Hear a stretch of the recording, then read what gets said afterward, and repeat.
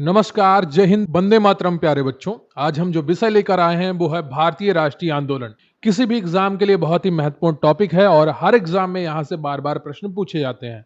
तो ये 200 से अधिक वन लाइनर जो मैं आपके लिए लेकर आया हूँ, बहुत ही अच्छे हैं और आपका बहुत ही अच्छा रिवीजन करवाने वाले हैं। मेरा नाम है अभिषेक प्रताप सिंह और मैं आपसे रिक्वेस्ट करूंगा कि आप वीडियो को लाइक कर लीजिए। चैनल पर नए हैं, चैनल को सब्सक्राइब कर लीजिए, क्योंकि आपका एक लाइक, आपका एक सब्सक्राइब, आपका एक कमेंट हमारे लिए एनर्जी का कार्य करता है और निरंतर हम आपके लिए प्रयासरत रहते हैं कि आपके लिए अच्छा से अच्छा कंटेंट लेकर आए। तो फ्री में लाइक होता है, लाइक करिए और फिर आनंद उठाइए। पूरी क्लास का अंत तक देखिएगा, बहुत ही कम समय में बहुत ही अच्छा कंटेंट आपको मिलने वाला है जो आपके एग्जाम के लिए बहुत ही महत्वपूर्ण है। एक भरोसा बनाकर क्लास को अंत तक देखते रहिएगा। शुरू करेंगे हम प्रारंभिक राष्ट्रीय जागरण से, जो 1857 से 1885 के बीच होता है। 1857 के विद्रोह का तत्कालिक कारण जो एनफील्ड राइफल थी उसमें चर्बी वाले कारतूस थे। तो गाय की चर्बी और सुअर की चर्बी का प्रयोग हो रहा था इन राइफल के कारतूसों में और उसको दांत से दबा के लगाना पड़ता था, छील के। तो उसके कारण यहां पर इसका विरोध हुआ, मुस्लिमों ने भी किया और हिंदुओं ने भी किया। यह विद्रोह 10 मई 1857 को मेरठ छावनी से प्रारंभ हुआ था। मंगल पांडे बैरकपुर छावनी की 34वीं बंगाल नेटिव इन्फेंट्री के सिपाही थे। दिल्ली में विद्रोह का नेतृत्व मुगल सम्राट बहादुर शाह जफर और जनरल वक्त खान ने किया। कानपुर में विद्रोह का नेतृत्व राणा साहब ने किया, जिनके सलाहकार तात्या टोपे थे। लखनऊ में बेगम हजरत महल ने अपने अल्पायु पुत्र विरजिस कादिर को नवाब घोषित कर विद्रोह का नेतृत्व किया। झांसी में रानी लक्ष्मीबाई ने विद्रोह का झंडा बुलंद किया, जिनका मूल नाम मणिकर्णिका था। बिहार के जगदीशपुर में विद्रोह का नेतृत्व 80 वर्षीय कुंवर सिंह ने किया। 1857 के विद्रोह को बीडी सावरकर ने भारत का प्रथम स्वतंत्रता संग्राम कहा था। तो जो 1857 का विद्रोह था उसको बीडी सावरकर ने भारत का प्रथम स्वतंत्रता संग्राम कहा था। 1857 के विद्रोह के परिणाम स्वरूप भारत का शासन जो था वो ईस्ट इंडिया कंपनी से सीधे ब्रिटिश क्राउन के अधीन चला गया। 1858 का एक अधिनियम आया था, उसके द्वारा यह शासन ब्रिटिश ईस्ट इंडिया कंपनी से छीन लिया गया और सीधे ब्रिटिश क्राउन के हाथों में चला गया। भारत के गवर्नर जनरल को वायसराय पदनाम दिया गया और लॉर्ड कैनिंग पहले वायसराय बनते हैं और ये अंतिम गवर्नर जनरल भी होते हैं। राजा राम मोहन राय ने 1828 में ब्रह्म समाज की स्थापना की, जिसका उद्देश्य एकेश्वरवाद को बढ़ावा देना था। महत्वपूर्ण है, बार बार एग्जाम में पूछा जाता है। राजा राम मोहन राय ने सती प्रथा के विरुद्ध अभियान चलाया, जिसके फलस्वरूप 1829 में इसे प्रतिबंध कर दिया गया। स्वामी दयानंद सरस्वती ने 1875 में आर्य समाज की स्थापना की और वेदों की ओर लौटो का नारा दिया। स्वामी दयानंद सरस्वती ने सत्यार्थ प्रकाश का जो एक नामक ग्रंथ की रचना की। ठीक है, तो स्वामी दयानंद सरस्वती ने कौन से ग्रंथ की रचना की है? सत्यार्थ प्रकाश। स्वामी विवेकानंद ने 1893 में शिकागो विश्व धर्म संसद में भारत का प्रतिनिधित्व किया था। उन्होंने 1897 में अपने गुरु के नाम पर रामकृष्ण मिशन की स्थापना की थी। कहां पर की थी? कमेंट बॉक्स में बताइएगा, यह आपका आज का प्रश्न है। ईश्वर चंद्र विद्यासागर के प्रयासों से 1856 में विधवा पुनर्विवाह अधिनियम पारित हुआ था। प्रार्थना समाज की स्थापना 1867 में बंबई में आत्माराम पांडुरंग ने की थी। किसने की थी प्रार्थना समाज की स्थापना? 1867 में बंबई में आत्माराम पांडुरंग ने की थी। ईश्वर चंद्र विद्यासागर के प्रयासों से 1856 में विधवा पुनर्विवाह अधिनियम पारित हुआ। दोनों बहुत ही महत्वपूर्ण है, बार बार एग्जाम में पूछे गए हैं। ज्योतिबा फूले ने 1873 में महाराष्ट्र में सत्य शोधक समाज की स्थापना की और गुलामगिरी पुस्तक लिखी। ज्योतिबा फूले 1873 में महाराष्ट्र में सत्य शोधक समाज की स्थापना करते हैं और गुलामगिरी पुस्तक लिखते हैं। सर सैयद अहमद खान ने अलीगढ़ आंदोलन शुरू किया और 1875 में मोहम्मडन एंग्लो ओरिएंटल कॉलेज की स्थापना की। थियोसॉफिकल सोसाइटी की स्थापना 1875 में मैडम ब्ला वात्स्की और कर्नल ओलकोट ने न्यूयॉर्क में की थी। तो थियोसॉफिकल सोसाइटी की स्थापना 1875 में न्यूयॉर्क में होती है। कौन करती हैं? मैडम ब्लावात्स्की और कर्नल ओलकोट। 1876 में सुरेंद्रनाथ बनर्जी और आनंद मोहन बोस ने इंडियन एसोसिएशन की स्थापना की, जो कांग्रेस की पूर्ववर्ती संस्था थी। याद रखिएगा, बहुत ही महत्वपूर्ण है। 1876 में सुरेंद्रनाथ बनर्जी और आनंद मोहन बोस ने इंडियन एसोसिएशन की स्थापना की, जो कांग्रेस की एक पूर्ववर्ती संस्था थी। भारतीय राष्ट्रीय कांग्रेस की स्थापना 28 दिसंबर 1885 को बॉम्बे में हुई थी। ध्यान रखिएगा, भारतीय राष्ट्रीय कांग्रेस की स्थापना 28 दिसंबर 1885 को बॉम्बे में हुई थी। कांग्रेस के संस्थापक एक सेवानिवृत्त ब्रिटिश सिविल सेवक थे, एलन ऑक्टेवियन ह्यूम, एओ ह्यूम। आईएनसी का पहला अधिवेशन बॉम्बे के गोकुलदास तेजपाल संस्कृत कॉलेज में हुआ, जिसमें 72 प्रतिनिधियों ने भाग लिया। ध्यान रखिएगा, जो आईएनसी है यानी कि भारतीय राष्ट्रीय कांग्रेस की जो स्थापना हुई थी, उसका पहला अधिवेशन बॉम्बे के गोकुलदास तेजपाल संस्कृत कॉलेज में हुआ, जिसमें 72 प्रतिनिधियों ने भाग लिया था। कांग्रेस के पहले अधिवेशन की अध्यक्षता व्योमेश चंद्र बनर्जी डब्ल्यूसी बनर्जी ने की थी। उस समय भारत का वायसराय लॉर्ड डफरिन था। तो जब कांग्रेस की स्थापना हुई उस समय वायसराय कौन था? लॉर्ड डफरिन था, जिसने कांग्रेस को सूक्ष्मदर्शी अल्पसंख्यकों की संस्था कहा था। सेफ्टी वाल्व सिद्धांत के अनुसार कांग्रेस की स्थापना ब्रिटिश सरकार ने भारतीय असंतोष को निकालने के लिए की थी। तो ब्रिटिश सरकार ने एओ ह्यूम से कहा कि आप एक जाके वहां पर संस्था बनाइए, एक संगठन बनाइए कांग्रेस नाम का, जो उनके लिए एक सेफ्टी वाल्व की तरह कार्य करेगा। कोई समस्या होगी वो डायरेक्ट लेकर आएंगे और उसका हम बीच का रास्ता निकाल लिया करेंगे, तो इससे विद्रोह पैदा नहीं हो। नील दर्पण नाटक जो 1859 में दीनबंधु मित्र ने लिखा था, जिसमें नील किसानों के शोषण को दर्शाया गया है। ध्यान रखिएगा, नील दर्पण नाटक दीनबंधु मित्र ने लिखा था, इसमें नील किसानों के शोषण को दर्शाया गया है। अब हम बढ़ेंगे भारतीय राष्ट्रीय आंदोलन के प्रारंभिक चरण की तरफ। यह 1885 से 1905 तक होता है। कांग्रेस के 1885 से 1905 के काल को उदारवादी या नरमपंथी चरण कहा जाता है। इस समय उदारवादी नेता आगे थे, नरमपंथी नेता आगे थे। प्रमुख नरमपंथी नेताओं में दादा भाई नौरोजी, फिरोज शाह मेहता, बदरुद्दीन तैयब जी और गोपाल कृष्ण गोखले शामिल थे। नरमपंथियों की कार्य प्रणाली प्रार्थना, याचिका और विरोध 3P पर आधारित थी। प्रेयर, पिटीशन, प्रोटेस्ट पर आधारित थी। ठीक है, तो नरमपंथी जो थे लोग थे, उनको जो कार्य प्रणाली थी वो प्रार्थना, याचिका और विरोध पर आधारित थी। उनकी प्रमुख मांगों में से एक विधायी परिषदों का विस्तार करना और भारतीयों का प्रतिनिधित्व बढ़ाना था। तो जो नरमपंथी लोग थे वो क्या चाहते थे कि विधायी परिषदों का विस्तार हो जाए और भारतीयों का उसमें प्रतिनिधित्व बढ़ जाए। नरमपंथियों ने सिविल सेवा परीक्षा भारत और इंग्लैंड में एक साथ आयोजित करने की मांग की। दादा भाई नौरोजी ने अपनी पुस्तक poverty and un British rule in India में धन के बहिर्गमन, ड्रेन ऑफ वेल्थ का सिद्धांत प्रस्तुत किया। इंपॉर्टेंट है, बार बार एग्जाम में पूछा गया है, ध्यान रखिएगा। दादा भाई नौरोजी ने अपनी पुस्तक poverty and un British rule in India में धन बहिर्गमन यानी कि ड्रेन ऑफ वेल्थ का सिद्धांत प्रस्तुत किया। दादा भाई नौरोजी को भारत का वयोवृद्ध पुरुष, grand old man of India कहा जाता है। वे ब्रिटिश संसद के लिए चुने जाने वाले पहले भारतीय थे। तो दादा भाई नौरोजी काफी विद्वान पुरुष थे और ब्रिटिश संसद के लिए चुने जाने वाले पहले भारतीय भी थे। गोपाल कृष्ण गोखले को महात्मा गांधी का राजनीतिक गुरु माना जाता है। फिरोज शाह मेहता ने बॉम्बे क्रॉनिकल नामक समाचार पत्र शुरू किया। नरमपंथियों ने सैन्य व्यय में कमी और बजट में सुधार की मांग की। 1892 का भारतीय परिषद अधिनियम नरमपंथियों के प्रयासों का एक आंशिक परिणाम था, जिसने अप्रत्यक्ष चुनाव प्रणाली की शुरुआत की। ध्यान रखिएगा, जो 1892 का भारतीय परिषद अधिनियम था वो नरमपंथियों के प्रयासों का एक आंशिक परिणाम था, जिसने अप्रत्यक्ष प्रणाली शुरू की, चुनाव प्रणाली। बदरुद्दीन तैयब भारतीय राष्ट्रीय कांग्रेस के पहले मुस्लिम अध्यक्ष थे, जो 1887 मद्रास अधिवेशन में चुने गए थे। जॉर्ज यूल कांग्रेस के पहले अंग्रेज अध्यक्ष थे, जो 1888 इलाहाबाद में थे। 1896 के कलकत्ता अधिवेशन में पहली बार वंदे मातरम गाया गया था।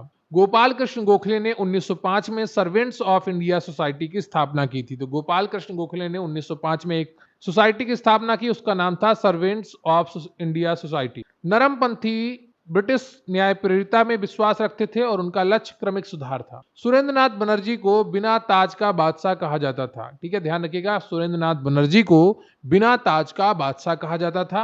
रमेश चंद्र दत्त एक प्रमुख आर्थिक राष्ट्रवादी थे, जिन्होंने भारत के आर्थिक इतिहास पर लिखा है। इस चरण के नेताओं ने भारत में एक साझा राष्ट्रीय चेतना का निर्माण किया था। अब हम बात करेंगे उग्रपंथी चरण की, जो 1905 से 1916 तक देखने को मिलता है, लगभग 10 साल। लॉर्ड कर्जन ने 20 जुलाई 1905 को बंगाल विभाजन की घोषणा की, जो 16 अक्टूबर 1905 से प्रभावी हुआ।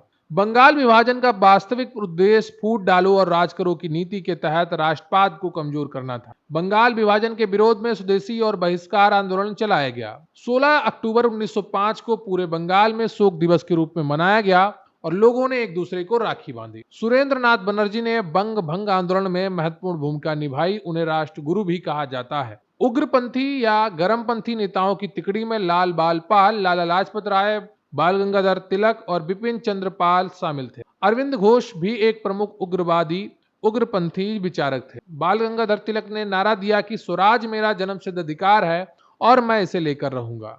इन्हीं विचारों ने भारत की आजादी की लड़ाई को बहुत ही ज्यादा शक्ति दी। तिलक ने महाराष्ट्र में शिवाजी उत्सव और गणपति उत्सव के माध्यम से राष्ट्रीय चेतना का प्रसार किया। 1907 के सूरत अधिवेशन में कांग्रेस नरमपंथी और गरमपंथी पंथी गुटों में विभाजित हो गई। इस अधिवेशन की अध्यक्षता रास बिहारी बोस ने की थी। 30 सितंबर 1906 में ढाका में आगा खान और नवाब सलीमुल्लाह के नेतृत्व में मुस्लिम लीग की स्थापना हुई। इंपॉर्टेंट वन लाइनर है, याद रखिएगा कि 30 सितंबर 1906 में ढाका में आगा खान नवाब सलीमुल्लाह के नेतृत्व में मुस्लिम लीग की स्थापना हुई। मार्ले मिंटो सुधार या भारत परिषद अधिनियम 1909 में मुसलमानों के लिए पृथक निर्वाचक मंडल की शुरुआत की गई। लॉर्ड हार्डिंग ने 1911 में दिल्ली में दरबार बंगाल का विभाजन रद्द कर दिया। एक तो दिल्ली में दरबार लगाया और बंगाल का विभाजन रद्द कर दिया। 1911 में ही भारत की राजधानी कलकत्ता से दिल्ली स्थानांतरित करने की घोषणा की गई। 1916 के लखनऊ समझौते में कांग्रेस और मुस्लिम लीग के बीच समझौता हुआ। लखनऊ अधिवेशन में ही नरमपंथी और गरमपंथी फिर से एक हो गए। इसकी अध्यक्षता अंबिकाचरण मजूमदार ने की। 1916 में तिलक और एनी बेसेंट ने अपने अपने होम रूल लीग आंदोलन शुरू किए। एनी बेसेंट आयरलैंड की थी और भारत में थियोसोफिकल सोसाइटी से जुड़ी थी। कामागाटा मारू प्रकरण 1914 में हुआ, जो एक जापानी जहाज से संबंधित था, जिसमें भारतीय यात्रियों को कनाडा में उतरने नहीं दिया गया। स्वदेशी आंदोलन ने आत्मनिर्भरता और भारतीय उद्योगों को बढ़ावा दिया। अब हम बढ़ेंगे अपने चौथे सेक्शन की तरफ, जिसका नाम है गांधी युग 1917 से 1947। बहुत ही महत्वपूर्ण है और बहुत ही अच्छे वन लाइनर्स आपको यहाँ पर मिलने वाले हैं। अगर अभी तक वीडियो को लाइक नहीं किया है तो लाइक कर लीजिए। चैनल पर नए हैं तो चैनल को सब्सक्राइब कर लीजिए, क्योंकि प्रश्न यहीं से आएगा। पढ़ेंगे आप मेरे साथ तो आपको यकीन आएगा। महात्मा गांधी 9 जनवरी 1915 को दक्षिण अफ्रीका से भारत लौटे। इस दिन को प्रवासी भारतीय दिवस के रूप में मनाया जाता है। गांधी जी का भारत में पहला सत्याग्रह 1917 में बिहार के चंपारण में तिनकठिया प्रणाली के विरुद्ध था। ध्यान रखिएगा, पहला सत्याग्रह 1917 बिहार के चंपारण और तीन कठिया प्रणाली के विरुद्ध में। 3 लाइनें याद रखनी है, 3 चीजें। गांधी जी का पहला सत्याग्रह 1917 बिहार के चंपारण और तिनकठिया प्रणाली के विरुद्ध में। चंपारण में गांधी जी को राजकुमार शुक्ल ने आमंत्रित किया था। यह नाम याद रखिएगा, कई बार परीक्षाओं में पूछा गया है। 1918 में गांधी जी ने अहमदाबाद मिल मजदूरों की हड़ताल का नेतृत्व किया और पहली बार भूख हड़ताल का प्रयोग किया। आपसे प्रश्न पूछा जाता है कि गांधी जी ने प्रथम भूख हड़ताल किस आंदोलन में की थी, तो 1918 में गांधी जी ने अहमदाबाद मिल मजदूरों की हड़ताल का नेतृत्व किया और पहली बार भूख हड़ताल का प्रयोग किया। 1918 में उन्होंने गुजरात के खेड़ा सत्याग्रह में फसल खराब होने पर लगान माफी के लिए आंदोलन किया। 1919 में रॉलेट एक्ट पारित हुआ, जिसे बिना अपील, बिना वकील, बिना दलील का काला कानून कहा गया। 13 अप्रैल 1919 को अमृतसर में जलियांवाला बाग हत्याकांड हुआ, जहां जनरल डायर के आदेश पर गोलीबारी की गई। जलियांवाला बाग हत्याकांड के विरोध में रविन्द्रनाथ टैगोर ने नाइटहुड की उपाधि लौटा दी। इस हत्याकांड की जांच के लिए ब्रिटिश सरकार ने हंटर आयोग का गठन किया। तो ये जलियांवाला बाग हत्याकांड 13 अप्रैल 1919, जहां जनरल डायर के आदेश पर गोली चलाई गई और रविन्द्रनाथ टैगोर ने इसकी प्रतिक्रिया में नाइटहुड की उपाधि लौटा दी। इस हत्याकांड की जांच के लिए ब्रिटिश सरकार ने हंटर आयोग का गठन किया। तुर्की के खलीफा समर्थन में भारत में खिलाफत आंदोलन 1919, और जिसका नेतृत्व अली बंधुओं शौकत अली, मोहम्मद अली ने किया। 1920 में गांधी जी ने खिलाफत मुद्दे को मिलाते हुए असहयोग आंदोलन शुरू किया। असहयोग आंदोलन का उद्देश्य सरकारी उपाधियों, स्कूलों, अदालतों और विदेशी वस्तुओं का बहिष्कार करना था। 5 फरवरी 1922 को उत्तर प्रदेश के गोरखपुर में चौरी चौरा की हिंसक घटना के बाद गांधी जी ने असहयोग आंदोलन वापस ले लिया। तो 4 फरवरी 1922 को उत्तर प्रदेश के गोरखपुर में चौरी चौरा हिंसक घटना के बाद 4 फरवरी को यह घटना होती है, 5 फरवरी को यह आंदोलन वापस लिया जाता है। ये चीज ध्यान रखिएगा, घटना होती है 4 फरवरी को और 5 फरवरी को यह आंदोलन वापस लिया जाता है। 1923 में चित्तरंजन दास अध्यक्ष और मोतीलाल नेहरू सचिव ने स्वराज पार्टी का गठन किया। स्वराज पार्टी का उद्देश्य विधान परिषदों में प्रवेश कर सरकार के काम में बाधा डालना था। 1924 में बेलगाम अधिवेशन में गांधी जी एकमात्र बार कांग्रेस के अध्यक्ष बने। 1927 में ब्रिटिश सरकार ने साइमन कमीशन का गठन किया, जिसके सभी 7 सदस्य अंग्रेज। 3 फरवरी 1928 को साइमन कमीशन बंबई पहुंचा और पूरे देश में साइमन गो बैक के नारों से इसका विरोध हुआ। लाहौर में साइमन कमीशन के विरोध के दौरान लाठीचार्ज में लाला लाजपत राय गंभीर रूप से घायल हुए और उनकी मृत्यु हो गई। 1928 में मोतीलाल नेहरू की अध्यक्षता में नेहरू रिपोर्ट प्रस्तुत की गई और जिसमें डोमिनियन स्टेटस की मांग की गई। ये सारी लाइनें बहुत ही महत्वपूर्ण है, चाहे बेलगाम अधिवेशन हो, चाहे साइमन कमीशन का गठन हो, चाहे साइमन कमीशन का बंबई में आगमन हो, सबका बहुत ही महत्वपूर्ण रोल है। 1928 में मोतीलाल नेहरू की अध्यक्षता में नेहरू रिपोर्ट प्रस्तुत की गई, जिसमें डोमिनियन स्टेटस की मांग की, स्वतंत्रता की मांग नहीं की गई, डोमिनियन स्टेटस की मांग की। 1928 में सरदार वल्लभ भाई पटेल ने बारदोली सत्याग्रह का नेतृत्व किया, जिसके बाद उन्हें सरदार की उपाधि मिली। कांग्रेस के 1919 के लाहौर अधिवेशन में पूर्ण स्वराज की लक्ष्य घोषित किया गया, जिसकी अध्यक्षता जवाहरलाल नेहरू ने की थी। लाहौर अधिवेशन में ही 26 जनवरी 1930 को प्रथम स्वतंत्रता दिवस के रूप में मनाने का निर्णय लिया गया, जो बाद में 26 जनवरी के रूप में गणतंत्र दिवस के रूप में हमें मिला। 12 मार्च 1930 को गांधी जी ने 78 अनुयायियों के साथ साबरमती आश्रम से प्रसिद्ध दांडी मार्च शुरू किया। 6 अप्रैल 1930 को दांडी में नमक कानून तोड़कर सविनय अवज्ञा आंदोलन की शुरुआत की गई। लंदन में कुल 3 गोलमेज सम्मेलन आयोजित किए गए ताकि साइमन कमीशन की रिपोर्ट पर चर्चा हो सके। Doctor B R. अम्बेडकर ने तीनों गोलमेज सम्मेलन में भाग लिया, लेकिन वो एक बार भी कांग्रेस की तरफ से भाग नहीं लेते हैं। कांग्रेस ने केवल दूसरे गोलमेज सम्मेलन 1931 में भाग लिया, जिसमें गांधी जी एकमात्र प्रतिनिधि। 5 मार्च 1991 को गांधी जी और इरविन के बीच में एक समझौता हुआ, जिसके बाद सविनय अवज्ञा आंदोलन स्थगित कर दिया गया। 1931 के कराची अधिवेशन में मौलिक अधिकारों और राष्ट्रीय अधिकारों के कार्यक्रम पर प्रस्ताव पारित किया गया। 1992 में ब्रिटिश प्रधानमंत्री रैमजे मैकडोनाल्ड ने सांप्रदायिक पंचायत की घोषणा की। सांप्रदायिक पंचायत के विरोध में गांधी जी ने यरवदा जेल में आमरण अनशन शुरू किया। 1932 में गांधी जी और अंबेडकर के बीच पूना पैक्ट हुआ, जिसने दलितों के लिए पृथक निर्वाचक मंडल को समाप्त कर दिया। भारत शासन अधिनियम 1935 ने प्रांतीय स्वायत्तता और एक संघीय ढांचे का प्रावधान किया। 1937 के प्रांतीय चुनाव में कांग्रेस ने 11 में से 7 प्रांतों में पूर्ण बहुमत प्राप्त। 1939 में द्वितीय विश्व युद्ध शुरू होने पर बिना सहमति भारत को शामिल करने के विरोध में कांग्रेस मंत्रिमंडल ने इस्तीफा दे दिया। 1940 में मुस्लिम लीग ने लाहौर अधिवेशन में पाकिस्तान प्रस्ताव पारित किया। 1940 में वायसराय लिथगो ने अगस्त प्रस्ताव प्रस्तुत किया, जिसमें कांग्रेस ने अस्वीकार कर दिया। 1942 में स्टैमफोर्ड क्रिप्स के नेतृत्व में क्रिप्स मिशन का भारत आया, जिसे गांधी जी ने पोस्ट डेटेड चेक कहा था। तो जो क्रिप्स मिशन है 1942 में स्टैमफोर्ड क्रिप्स के नेतृत्व में आया था भारत में, इसे गांधी जी ने पोस्ट डेटेड चेक कहा था। 8 अगस्त 1942 को बॉम्बे के ग्वालियर टैंक मैदान में भारत छोड़ो आंदोलन का प्रस्ताव पारित हुआ। इसी आंदोलन के दौरान गांधी जी ने करो या मरो का नारा दिया था। ऑपरेशन जीरो आवर के तहत 9 अगस्त 1942 की सुबह सभी बड़े कांग्रेसी नेताओं को गिरफ्तार कर लिया गया था। भारत छोड़ो आंदोलन के दौरान उषा मेहता ने भूमिगत रेडियो का संचालन किया। इस आंदोलन के दौरान बलिया में चिंतू पांडे और सतारा जैसी जगहों पर समानांतर सरकारें बन गईं।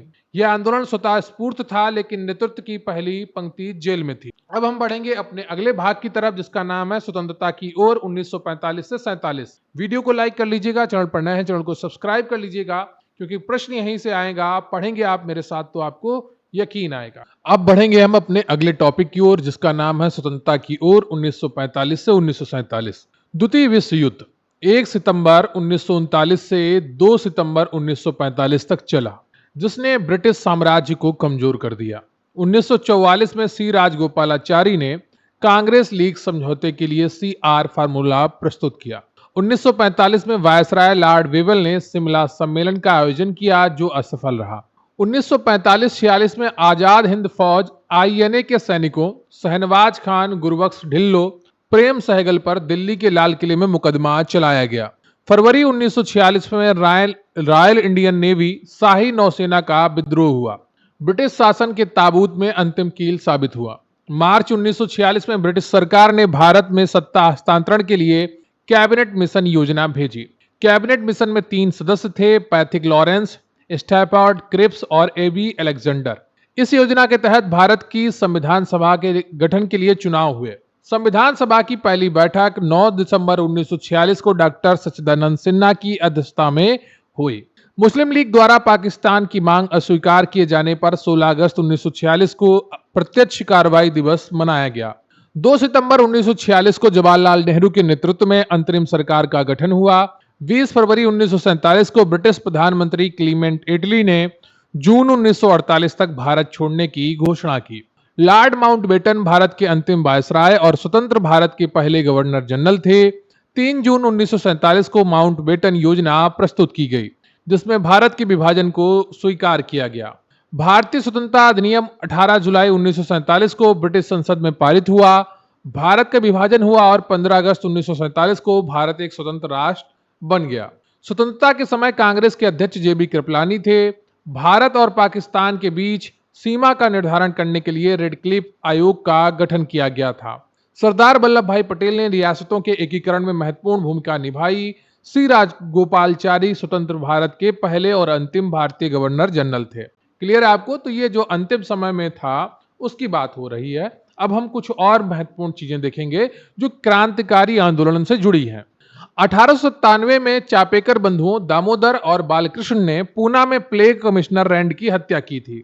1904 में बीडी सावरकर ने अभिनव भारत नामक गुप्त क्रांतिकारी संगठन की स्थापना की। बहुत ही महत्वपूर्ण है, कई बार एग्जाम में पूछा गया है। बंगाल में अनुशीलन समिति और युगांतर प्रमुख क्रांतिकारी संगठन थे। 1908 में खुदीराम बोस और प्रफुल्ल चाकी ने मुजफ्फरपुर के जज किंग्सफोर्ड की गाड़ी पर बम फेंका। खुदीराम बोस सबसे कम उम्र में फांसी पाने वाले क्रांतिकारी थे। अलीपुर षड्यंत्र केस 1908 में अरविंद घोष पर मुकदमा चला, जिनका बचाव चितरंजन दास यानी कि सीआर ने किया। गदर पार्टी की स्थापना 1913 में लाला हरदयाल द्वारा सैन फ्रांसिस्को यूएसए में की गई थी। बहुत ही इंपॉर्टेंट है, कई बार एग्जाम में पूछा गया है। गदर पार्टी की स्थापना 1913 में लाला हरदयाल द्वारा सैन फ्रांसिस्को यूएसए में की गई। 1924 में कानपुर में रामप्रसाद बिस्मिल, सचिंद्र नाथ सान्याल और योगेश चटर्जी ने हिंदुस्तान रिपब्लिकन एसोसिएशन एचआरए की स्थापना की। एचआरए के सदस्यों ने 9 अगस्त 1925 को काकोरी ट्रेन डकैती को अंजाम दिया। काकोरी कांड में रामप्रसाद बिस्मिल, अशफाक उल्ला खान, रोशन सिंह और राजेंद्र लाहेड़ी, यहां पर लाहेड़ी होना चाहिए, कुछ मिसप्रिंटिंग है उसको आप देख लीजिएगा, को फांसी दी गई है। तो काकोरी कांड में रामप्रसाद बिस्मिल, अशफाक उल्ला खान, रोशन सिंह और राजेंद्र लाहेड़ी को फांसी दी गई। 1928 में दिल्ली के फिरोज शाह कोटला में एचआरए के नाम बदलकर हिंदुस्तान सोशलिस्ट रिपब्लिकन एसोसिएशन कर दिया गया, एचएसआरए कर दिया गया। लाला लाजपत राय की मौत का बदला लेने के लिए भगत सिंह, आजाद और राजगुरु ने 17 दिसंबर 1928 को सैंडर्स की हत्या की।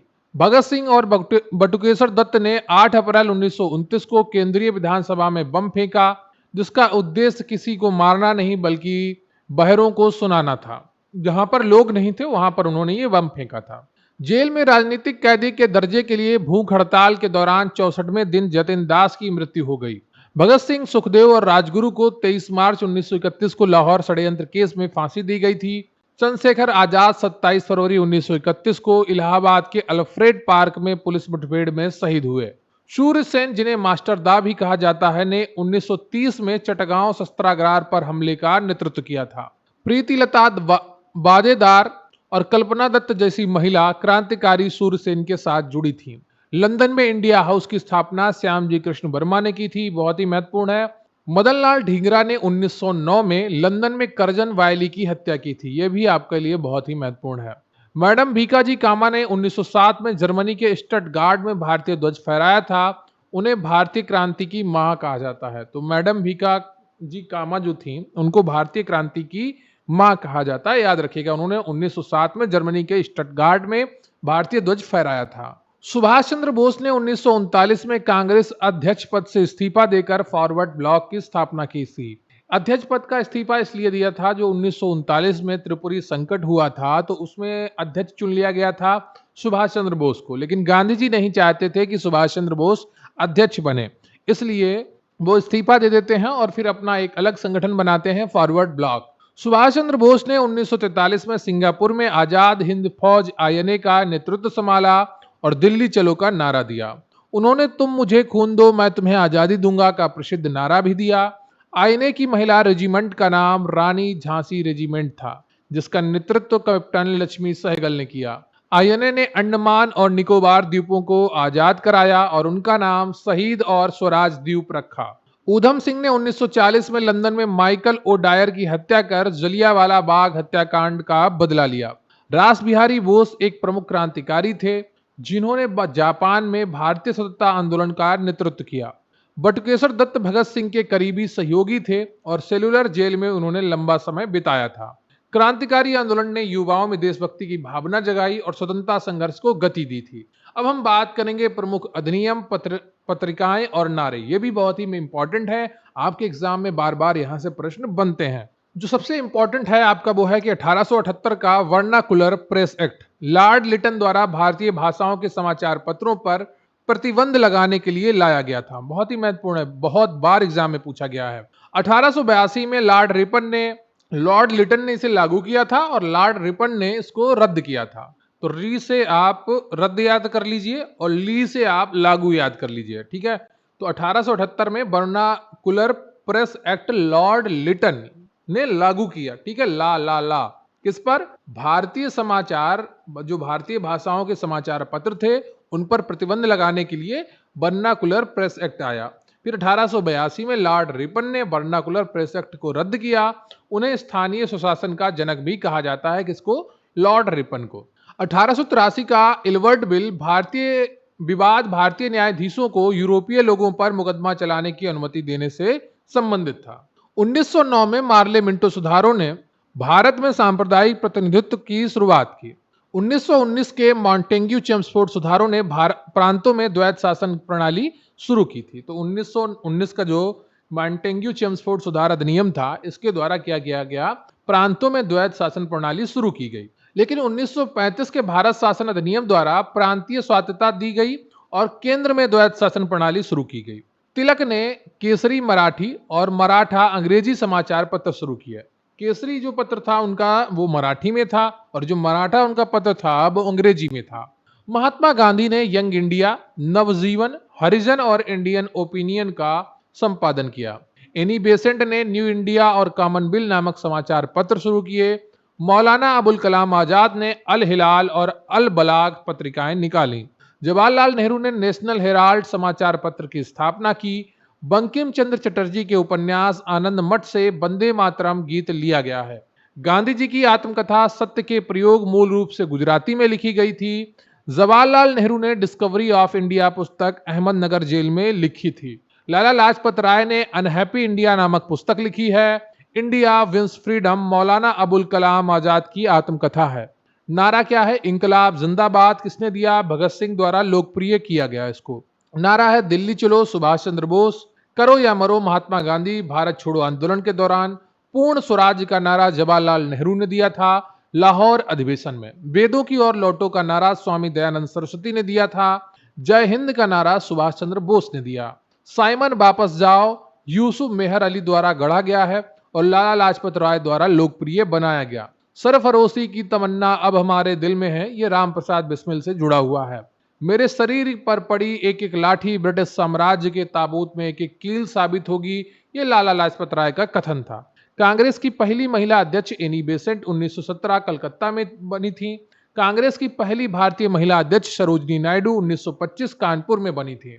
महात्मा गांधी को महात्मा की उपाधि रविन्द्रनाथ टैगोर ने दी थी और गांधी जी को राष्ट्रपिता का सबसे पहले संबोधन सुभाष चंद्र बोस ने रेडियो से किया था। अखिल भारतीय किसान सभा का गठन 1936 में लखनऊ में हुआ, जिसके अध्यक्ष स्वामी सहजानंद सरस्वती थे। कांग्रेस सोशलिस्ट पार्टी की स्थापना 1934 में जयप्रकाश नारायण और आचार्य नरेंद्र देव ने की थी। 1921 का मोपला विद्रोह केरल के मालाबार तट पर हुआ था, जिसमें हिंदुओं का नरसंहार हुआ था। बारदोली सत्याग्रह का नेतृत्व सरदार वल्लभ भाई पटेल ने किया था। Akhil Bharatiya trade union Congress AITUC की स्थापना 1920 में हुई, जिसके पहले अध्यक्ष लाला लाजपत राय थे। 1929 का शारदा अधिनियम बाल विवाह को रोकने से संबंधित था। गांधी जी ने अपनी पुस्तक हिंद स्वराज 1909 में लिखी थी। बायकोम सत्याग्रह 1924-25 केरल में मंदिर प्रवेश से संबंधित था। 1906 के कलकत्ता अधिवेशन में दादा भाई नौरोजी ने पहली बार स्वराज शब्द का प्रयोग किया था। गांधी इरविन समझौते को दिल्ली पैक्ट के नाम से भी जाना जाता है। प्रथम दिल्ली दरबार का आयोजन 1877 में लॉर्ड लिटन के समय में हुआ था। भारत का राष्ट्रगान जनगण मन पहली बार 1911 के कलकत्ता अधिवेशन में गाया गया था। सुभाष चंद्र बोस को पहली बार 1938 के हरिपुरा अधिवेशन में कांग्रेस का अध्यक्ष चुना गया। 1939 के त्रिपुरी संकट में बोस ने गांधी जी द्वारा समर्थित पट्टाभी सीतारमैया को हराया था। भारतीय कम्युनिस्ट पार्टी की स्थापना 1925 में कानपुर में हुई थी। क्रांति की तलवार विचारों की शान पर तेज होती है, यह भगत सिंह का विचार था। तो ये आपके कंप्लीट होते हैं 210 महत्वपूर्ण वन लाइनर। उम्मीद करता हूं आपने पूरी क्लास बहुत ही अच्छी तरीके से देखी होगी, एक एक चीज को समझा होगा और जाना होगा।